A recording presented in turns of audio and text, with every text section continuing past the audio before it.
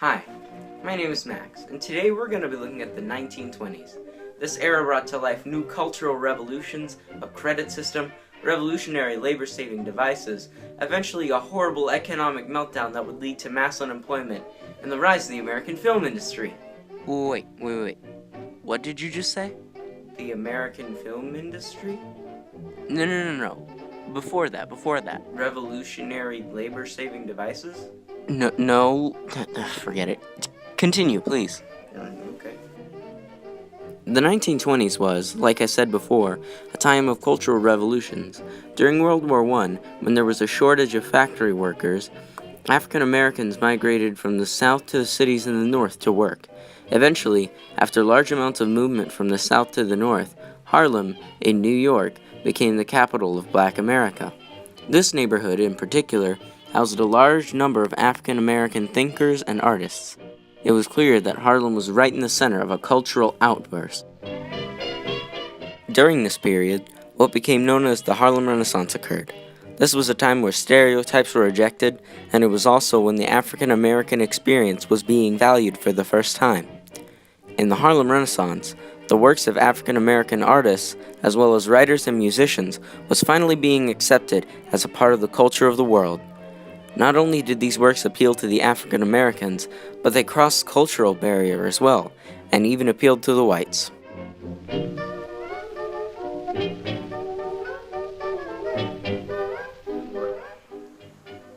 African Americans weren't the only minority that was becoming more expressive. Women were also beginning to express themselves. A group of women, known as flappers, would keep their hair short and wear short skirts, as well as drink illegally in public and smoke. Another major aspect of the 1920s was business. Older businesses embraced Henry Ford's assembly line, which greatly increased productivity.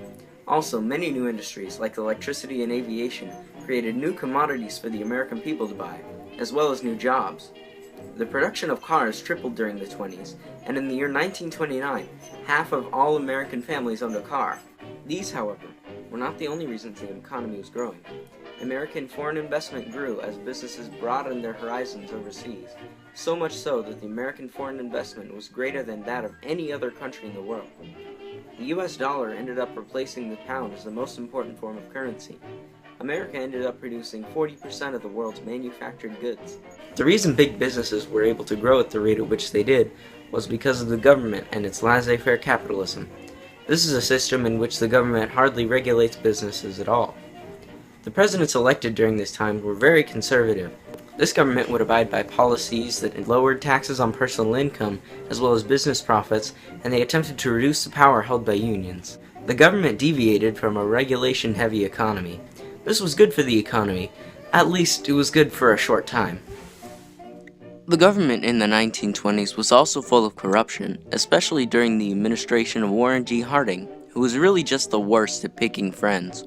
Examples of his awful friends were Harry Daugherty, who was bribed into not prosecuting criminals, and probably the most infamous, Albert Fall, who accepted nearly $500,000 leasing government oil reserves to private businesses in Teapot Dome. The Teapot Dome scandal would continue to disconcert the public even after Harding had died. But despite all this, business continued to shoot off into the sky, like Robert Goddard's liquid-fueled rocket, which was actually an invention created in the 1920s. Companies were coming up with new labor-saving devices left and right, like this vacuum cleaner on the left and this refrigerator on the right. Devices like these were, like I said, labor-saving. With the invention of such products, Americans had more time for leisure. This leisure time was spent on baseball games, boxing matches, radio, television, and music and dance. A very popular dance craze of the time was the Charleston. Movies were also becoming popular. More and more people were able to go to these movies with the help of something else, credit. With things like credit and layaway buying becoming more and more widespread, more and more people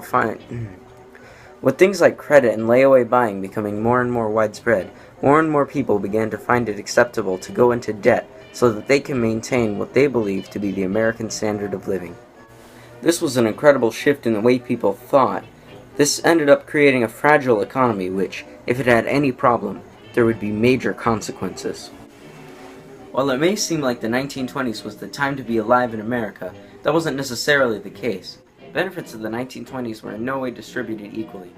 1% of the banks in the U.S. controlled half of the U.S.'s resources, and the richest 5% of the country's national income was greater than that of the least wealthy 60%. About 40% of Americans lived in poverty. Also, the working class of America, which made up the majority, was not able to buy all the gizmos and gadgets aplenty. For example, by 1930, 75% of American homes didn't have a washing machine, and only 40% even had a radio. While it is evident that the 20s were filled with good fortune and prosperity for some, it is clear that a lot of bad happened too. The 1920s was the decade that the dreaded Ku Klux Klan reemerged, and it was worse than ever. By the middle of the decade, the Klan had more than 3 million members.